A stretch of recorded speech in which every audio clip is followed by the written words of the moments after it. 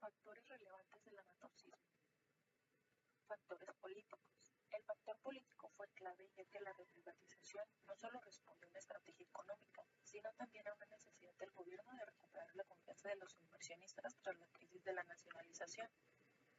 Dos decretos. Uno, que nacionaliza los bancos privados del país, a los desposeídos y marginados. Además, la creación del FOBAPROA en 1990 reflejó el respaldo estatal a la banca privada, trasladando las deudas bancarias al gobierno y asegurando la estabilidad del sistema financiero, aunque a costa de los recursos públicos. El anatocismo en México tuvo un impacto significativo a partir de la reprivatización de la banca entre los años 80 y 90, un proceso con fuertes implicaciones políticas. Todo comenzó en 1982 a raíz de que el presidente José López Portillo nacionalizó la banca con la idea de fortalecer la economía y frenar la inflación. El presidente José López Portillo, en el informe más dramático que se recuerde en México, anunció la expropiación de todos los bancos privados y el control completo de cambios. Es ahora o nunca. Ya nos saquearon. México no se ha acabado. No nos volverán a saquear.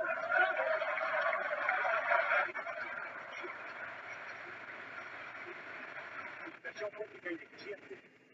Gasto público excesivo, despilfarrador inflacionario. Deuda externa excesiva y enajenante. Economía petrolizada. Política económica equivocada. Medidas correctivas desarticuladas y balbuceantes. Y otras más que son ofensas y desahogos. Sin embargo, esta medida generó desconfianza en el sector empresarial y agravó el déficit público, quitando la estabilidad financiera del país. Ante este fracaso, en 1990, el gobierno de Carlos Salinas de Gortari impulsó la privatización bancaria, permitiendo que los bancos volvieran a manos privadas. Cuando Salinas de Gortari deja la presidencia en 1994, millones de mexicanos pierden sus casas, sus empleos, sus ahorros en una terrible crisis económica. Usted está culpando a Ernesto Zedillo por esto. Bueno, es que así son los hechos, y los hechos están documentados. Pero usted se está quitando de culpa de lo que ocurrió. Al contrario. Como parte de este proceso se promovieron prácticas como contratos de refinanciamiento y el cobro de intereses sobre intereses. En los años 70, las devaluaciones frecuentes de nuestra moneda, los fracasos sucesivos de planes y programas económicos intentados por los distintos gobiernos, incluyendo el neoliberal, el consecuente crecimiento de la deuda pública y la inflación, sumándole que a partir de la década de los 80, los bancos mexicanos abandonaron el contrato de mutuo para instrumentar sus financiamientos, utilizaron en su lugar al de apertura de crédito por ser más acorde a sus intereses. El precio estaba sobrevaluado, al menos el 20%. Esto, junto con el elevado gasto gubernamental en obras públicas y la emisión de tesoros para cubrir el déficit, hicieron que dichos inversionistas de tesoros los vendieran haciendo las reservas internacionales del Banco de México.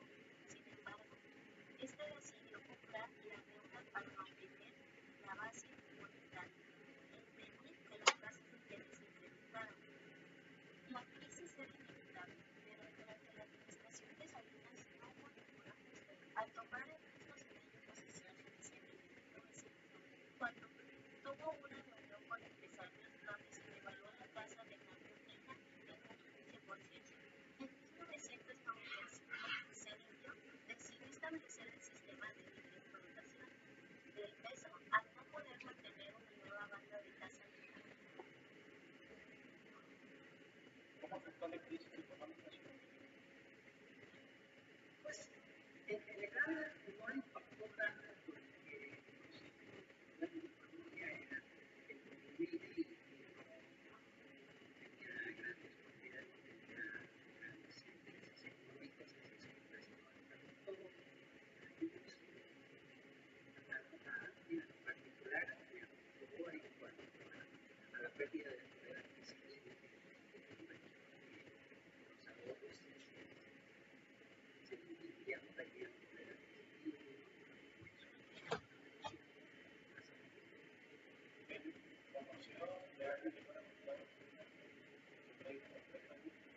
Sí, muchas personas trabajaban en bancos y capacitaban personal de bancos, exactamente capacitaban personal que después fue a que no a Bancomer, BBVA, Sí, de hecho, a varias personas les afectó mucho porque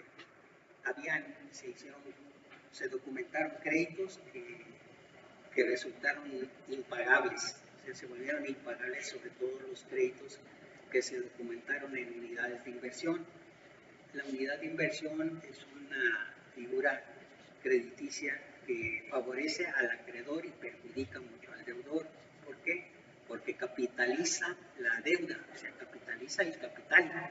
Enviar la unidad de medida, que es la unidad de inversión, la UDI, se va actualizando su valor porque la UDI va absorbiendo la inflación. Y al absorber la inflación, cuando los créditos estaban documentados en UDIs, entonces, si tú cuando pediste el crédito te dieron 100 pesos, pero la UDI costaba 3 pesos, entonces en realidad te dieron, por decir algo, 33 UDIs, 33.3 UDIs. Pero esas 33.3 UDIs, al año siguiente, la UDI ya valía 3.50. Y entonces ya no debías 3 pesos, o sea, ya no eran las 33 UDIs que valían los 100 pesos. Ahora las 33 UDIs se habían incrementado en 50 centavos, entonces ya eran más de 100 pesos lo que debías.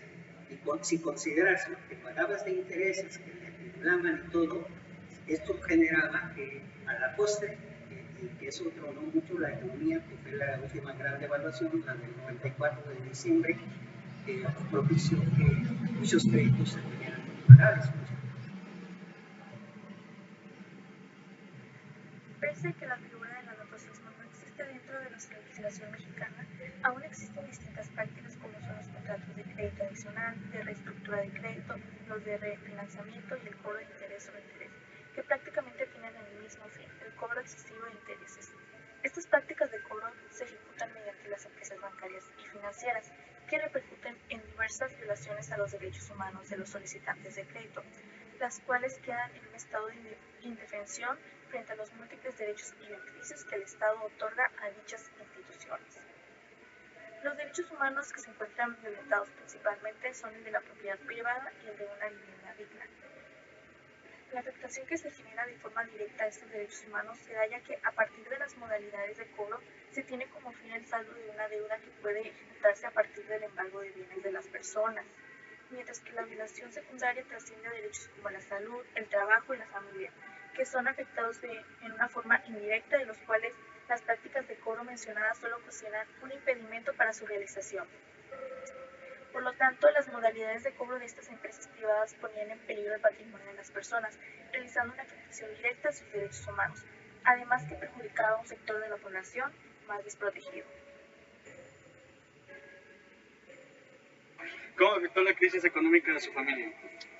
Mi familia en realidad fue bastante afectada, ¿no? En ese entonces mi papá tenía unos inmuebles que estaban bajo una hipoteca bancaria y terminamos perdiéndolos, pues. Ok, entonces, ¿usted o algún conocido fueron afectados por préstamos por el anatocismo? Sí, en ese momento, justamente por eso pues, que se perdieron esos inmuebles, porque los bancos cobraban intereses muy altos, muy distintos de lo que se había pactado originalmente. En aquel entonces las tasas de interés hipotecarias andaban sobre el 8%, antes de la crisis del 94. Y después de la crisis del 94, por ahí del 95, 96, llegaron hasta el 130, 120% anual. O sea, básicamente cada año se duplicaba tu deuda. ¿Vale? Y en muchas ocasiones, al no hacerles pagos al corriente, comenzaban a cobrar intereses sobre los intereses vencidos y no pagados, es decir, intereses sobre los intereses. ¿Cómo percibía el ambiente social y político en ese tiempo? Estaba extraordinariamente tenso. De hecho, en la prepa donde yo estudiaba en ese entonces, incluso se hizo en el CCH Vallejo, incluso se hizo una huelga de estudiantes, porque las condiciones económicas materiales de los jóvenes eran realmente precarias. ¿La crisis impactó en su trayectoria académica? Pues dejamos de ir un año a la prepa, así es que ese fue como un semestre más o menos lo que duró esa huelga.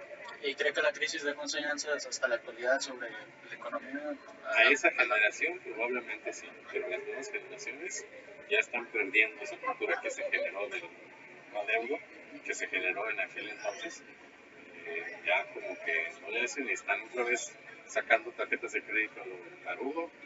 Digo, ahorita tú ves que cualquier chiquillo de 18 años trae tarjetas de crédito que no pueden pagar porque les cobran intereses altísimos, ¿vale? Sobre pretexto de que es su primera tarjeta de crédito. Se puede saber eso con aplicaciones como, sobre todo en fintechs, con aplicaciones como Claro, que son muy modernas, pues, que literal no ocupas ni siquiera firmar físicamente un contrato, sino que a través de celular puedes obtener préstamos o puedes obtener tarjetas de crédito. Un ejemplo de una enseñanza que usted aprende. Mucha cultura financiera, sobre todo a procurar mantener las deudas en niveles realmente razonables. Contratar deudas solo cuando sea indispensable y sepas que puedes pagarlas. La sociedad civil organizada jugó un papel clave en la lucha contra el anatocismo en México. Tras la crisis de 1994, el Fobaproa convirtió deudas privadas en deuda pública, lo que generó indignación social, por lo que se formaron grupos ciudadanos que denunciaron este rescate financiero y promovieron la rendición de cuentas. Muchos productores agrícolas y pequeños empresarios afectados por la crisis se organizaron para exigir la reestructuración de sus deudas. Algunos de estos colectivos fueron apoyados por el Barzón y sindicatos locales. Durante 1994 y 1995, los barzonistas acentuaron sus movilizaciones en contra de las instituciones bancarias, las autoridades estatales y las federales, esto como consecuencia de la crisis financiera. El movimiento del Barzón estaba en todo el país, reflejando la crisis de un sistema económico que estaba afectando los sectores productivos del campo y la ciudad. Se mostraron especialmente activos e innovadores para llevar a cabo acciones vistosas en numerosos estados del país, como marchas con tractores y vehículos a lo largo de cientos de kilómetros hacia la Ciudad de México, una vistosa cabalgata con decenas de jinetes y bandera nacional al frente desde Chihuahua hasta el Distrito Federal, bloqueos y tomas de sucursales de instituciones bancarias privadas, plantones y mitines en palacios de gobierno municipales, estatales y en el Distrito Federal, en tribunales, en el Congreso de la Unión, en los congresos estatales, la Bolsa Mexicana de Valores, la Suprema Corte de Justicia de la Nación, entre otras instituciones. A lo largo de sus 5 años de vida, el Barzón creció y se fortaleció más que cualquier otra organización social en el mismo periodo. Intentó establecer alianzas con muchas de las organizaciones sociales, incluso con instituciones del sector empresarial, tales como las asociaciones de productores o las cámaras empresariales. Para profundizar en el impacto de la crisis financiera de 1994 en México, es fundamental entender cómo este suceso desencadenó un fuerte incremento migratorio. La devaluación del peso y la recesión provocaron una notable pérdida en el poder adquisitivo y escasez de oportunidades laborales, situación que empujó a miles de mexicanos a buscar un mejor futuro en Estados Unidos, transformando la dinámica socioeconómica de ambos países. En ese contexto, resulta relevante analizar las políticas migratorias adoptadas en Estados Unidos. Durante la administración de Bill Clinton se registró un gran número de deportaciones, con cifras que superaron los 7 millones de mexicanos, lo que se tradujo en un promedio diario de 2.550 personas retornadas a México. Este fenómeno no solo refleja la respuesta a la crisis, sino también la implementación de medidas más estrictas para controlar el flujo migratorio. Si comparamos estos números con los de administraciones posteriores como George Bush, Barack Obama, Donald Trump y Joe Biden, se evidencia una notable disminución en la cantidad de deportaciones en años más recientes, a pesar de la retórica anti-inmigrante que se ha intensificado en algunos periodos. Este contraste resalta cómo las políticas migratorias han evolucionado y cómo cada administración ha enfrentado de manera distinta los retos derivados de la migración. Además, estas medidas tuvieron profundas repercusiones en las comunidades migrantes. La separación de familias y el clima de miedo e incertidumbre afectaron tanto a los migrantes en Estados Unidos como a las comunidades en México, generando un legado de desafíos sociales y económicos que aún se sienten en la actualidad. La crisis del anatocismo en México de 1994 tuvo un impacto significativo en la economía y en la sociedad mexicana, provocando la devaluación del peso, una recesión económica y asimismo un aumento en la pobreza. Además, generó desempleo, inestabilidad política y pérdida de confianza en el sistema financiero, así como en las instituciones gubernamentales.